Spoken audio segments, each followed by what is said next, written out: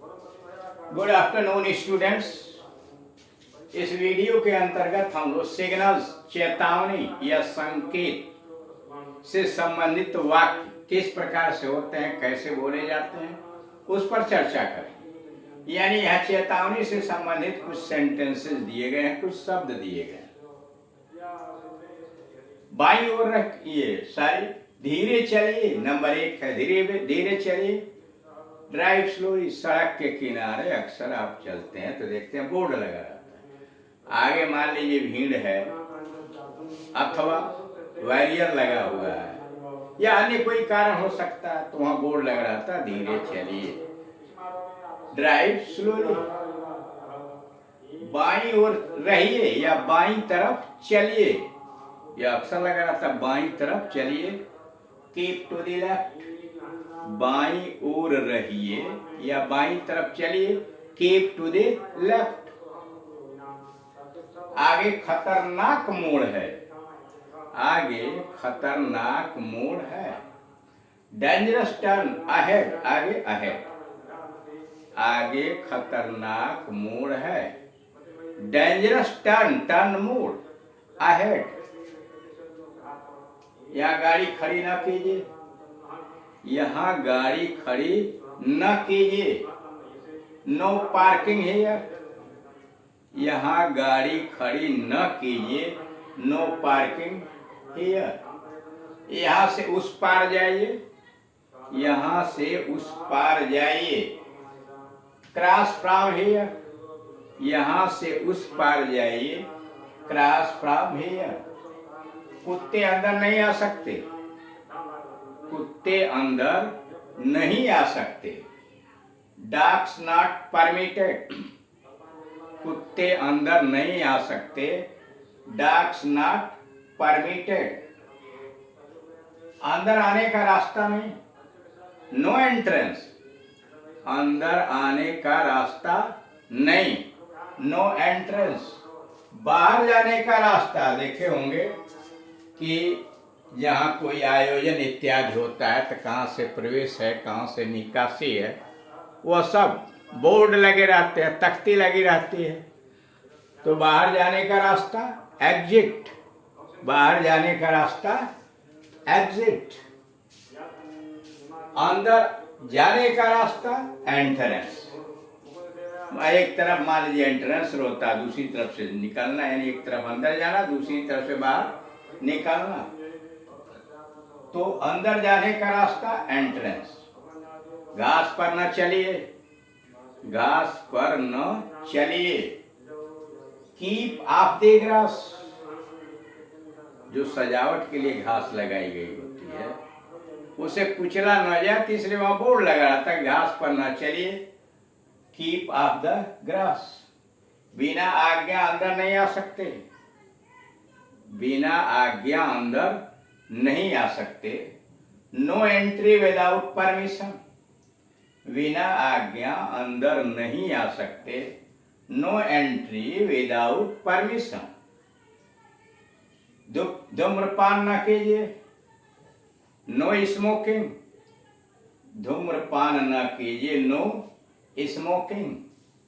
जंजीर खींचिए, pull the chain, जंजीर खींचिए, pull the chain. किराए के लिए खाली है, जैसे कमरे में लिखा रहता है, फ्लैट पर लिखा रहता है, मकानों पर लिखा रहता है किराए के लिए खाली, टू लेट, किराए के लिए खाली, टू लेट। आगे स्कूल है, स्कूल अहेड। देखिए बोलचाल की भाषा में पूरी बात नहीं लिखी जाती, न बोली जाती, सीधे स्कूल अहेड। आगे रास्ता खत्म है, आगे रास्ता खत्म है। डेड एंड अहेड, आगे रास्ता खत्म है, डेड एंड अहेड। गुसलखाना WC, वाटर क्लोजेट का शॉर्ट फॉर्म है WC, गुसलखाना WC। विश्राम गृह वेटिंग रूम, विश्राम गृह वेटिंग रूम। एक पंक्ति में खड़े हों, एक पंक्ति में खड़े हों। Please stand in A Q, एक पंक्ति में खड़े हों, please stand in A Q. केवल महिलाओं के लिए, फॉर लेडीज ओनली, केवल महिलाओं के लिए, फॉर लेडीज ओनली। भारी गाड़ियों को चलाने की आज्ञा नहीं, भारी गाड़ियों को चलाने की आज्ञा नहीं। Heavy vehicles are not allowed, heavy vehicles are not allowed. अब आइए नोट पर, कुछ विशिष्ट नोट। नंबर 1, विशेषण हुआ क्रिया आदि यानी नाउन, एडजेक्टिव, वर्ब, नाउन आदि की पहचान कई बार बहुत सरल होती है, यानी बड़े आसानी से आप एडजेक्टिव को, वर्ब को यानी क्रिया को और नाउन को पहचान लें। उदाहरण के लिए, जिस शब्द के अंत में नेस हो यानी डबल एस, करा उदाहरण के लिए जिस शब्द के अंत में नेस हो वह शब्द संज्ञा हो। बताया जा रहा है कि विशेषण हो, क्रिया हो या संज्ञा हो, इनका पहचान करना कई बार बहुत सरल होता है। बड़े आसानी से वाक्य के अंतर्गत इनको पहचाना जा सकता है। जैसे जिस शब्द के अंत में नेस हो, जिस शब्द के अंत में नेस हो वह शब्द नाउन यानी संज्ञा होती है। जैसे long illness has made him weak, लंबी बीमारी ने उसे कमजोर बना दिया है। Long illness has made him weak, लंबी बीमारी ने उसे कमजोर कर दिया है, कमजोर बना दिया है। अब इस वाक्य में जरा देखिए, इलनेस, इलनेस क्या है? नाउन, बीमारी, और यह है क्या? यह एब्स्ट्रैक्ट नाउन। इलनेस बना कैसे है? इल जो है एडजेक्टिव है, विशेषण। इन एडजेक्टिव है, उसमें नेस जोड़ दिया गया तो बन गया इलनेस, बीमारी। और यह नाउन का काम करने लगे, एक नया शब्द बन गया। इल एडजेक्टिव है बीमार, उसमें नस जोड़ दिया तो बीमारी हो गई, एब्स्ट्रैक्ट नाउन बन गया। अब इसी तरह से अन्य उदाहरण जरा देखिए, नए नए शब्द बनते कैसे।